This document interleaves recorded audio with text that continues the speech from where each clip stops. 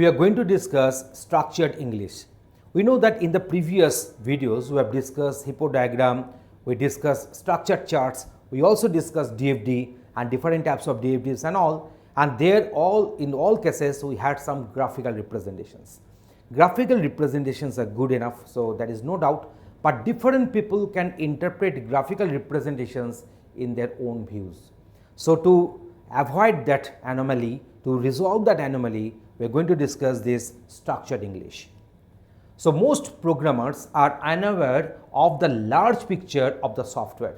So they only rely on what their managers tell them to do.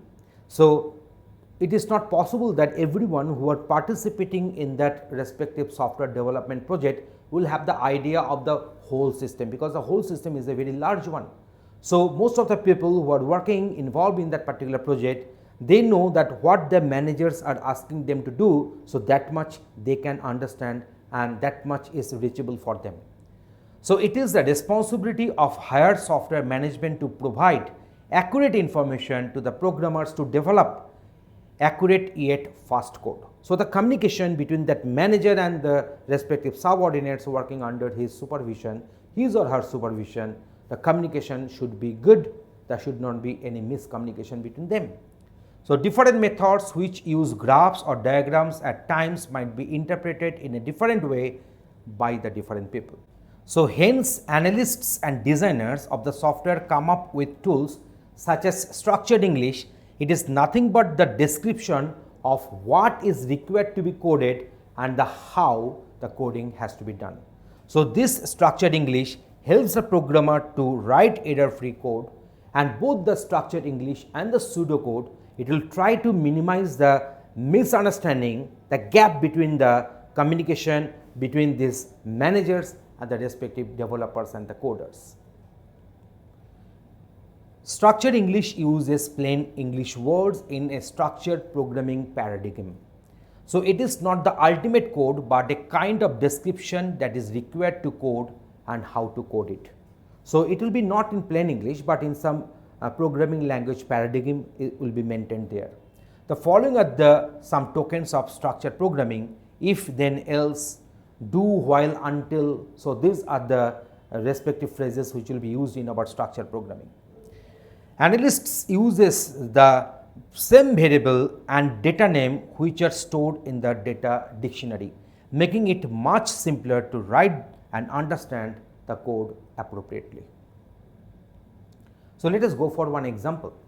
So we take the same example of customer authentication in the online shopping environment, which we discussed in our hippodiagram and other diagrams prior. So this procedure to authenticate customer can be written in structured English like this. So enter customer name, seek customer name in customer name database file. If customer name found, then call procedure user password authentication, else print error message, call procedure new customer request. So here you see this is the respective structured English, and it is almost in a certain programming language paradigm. You see here we are having this if, then, else, and if. So it is quite similar with this Pascal. So that's why the corresponding codes are there.